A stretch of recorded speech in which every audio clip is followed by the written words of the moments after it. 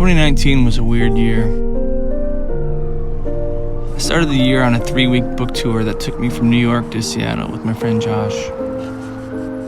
We were shooting a documentary for work, and it was incredibly exciting.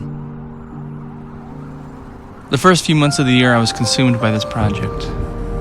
It came at the perfect time for me personally because I had started feeling some insecurities about my career, and this gave me something to dive into. Sometime around late winter, early spring, that project started to shift, and all the work we had put into it came to a halt. I felt like the wind had been taken out of my sails, and without sounding too dramatic, I spent most of the spring and summer uncertain of the trajectory of my work life.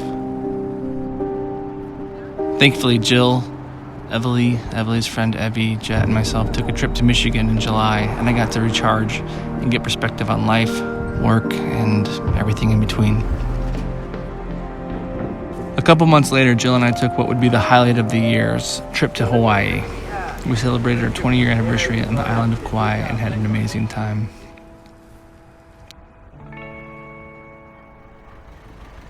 Soon after returning from Hawaii, I started production on a different documentary with a company and spent the last few months of the year traveling from Idaho to West Virginia to Florida.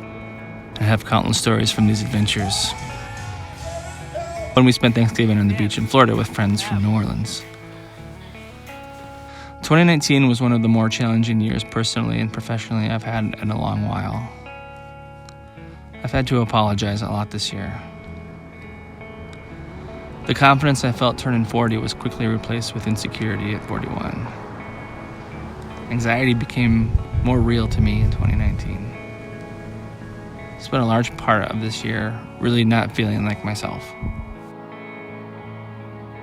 Through the really great times and then the somewhat tricky times, I can honestly say it was a good year.